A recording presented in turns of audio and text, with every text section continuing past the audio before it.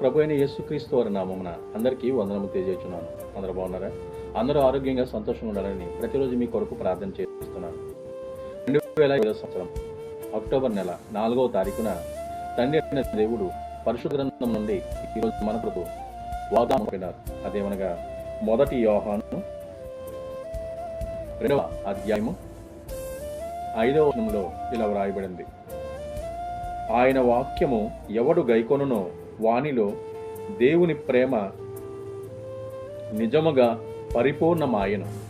అవును, ఈ వాక్యము యొక్క సారాంశము అర్థము ఏమనగా, దేవుని వాక్యమును అనుసరించిన వ్యక్తిలో దేవుని ప్రేమ పూర్తిగా వ్యక్తమవుతుందని దేవుని వాక్యం తెలియజేస్తుంది.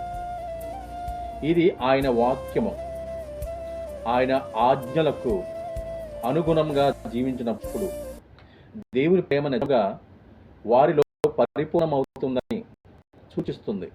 ఇంతటితో ఈ పరిశుద్ధమైన వాక్యము తండ్రి దేవుడు మన జీవితంలో నెరవేర్చునుగాక. ఆమేన్. ప్రార్థన. భూమిని ఆకాశమును సృజించిన సర్వశక్తి గల తండ్రి అయిన దేవతదివా, మీకే వందనములు. గడిచిన దినము నుండి మరొక నూతన దినమును మాకు ఇచ్చినందుకు మీకు స్తోత్రములు. ఈ దినమంతా మేము చేసిన పనులన్నింటిలో, ప్రయాణాలలో, ఉద్యోగాలలో, ఆరోగ్య విషయంలో, చదువులలో మీరే మాకు తోడై ఉండండి. పిలిచిన ప్రయాణాన్ని, వచ్చుచున్న ప్రయాణాన్ని మీరే కాపుదలనిచ్చి మాకు సురక్షితమైన ఆరోగ్యమైన ప్రయాణిస్తారని ఉంచండి. ఎంతమంది అయితే బిడ్డలు అనారోగ్యంతో బాధపడుచున్నారో వారు అనారోగ్యం నేస్తున్నామని తొలగించి సంపూర్ణమైన స్వస్థతనివ్వండి. చదువులేని వారికి చదువుని నేర్పించండి. చదువు చెప్తున్న టీచర్లకు మంచి మనసును, మంచి మనస్తత్వమును, ఆశీర్వాదమును వారికి ఇవ్వండి. యజమానులతో పనిచేసిన బిడ్డలకు సమాధానంగా పనిచేయడానికి వారికి జ్ఞానమునివ్వండి. అనేక చోట్లకు ప్రయాణం చేస్తున్న బిడ్డలు క్షేమంగా చేరవలసిన గమ్యస్థానానికి చేర్చండి. ప్రతి ఒక్క బిడ్డను నీ యొక్క నామంలో కాపాడి అలాగే నీ రాజ్యంలో మమ్మల్ని చేర్చుకుంటారని త్వరలో రానయ్యున్న మా ప్రభు అయిన యేసుక్రీస్తు వారి నామమున బ్రతిమాలు వేడుకునిచున్నాం తండ్రి. ఆమేన్. అందరికీ క్రీస్తు నామమున వందనము తెలియజేస్తున్నాను.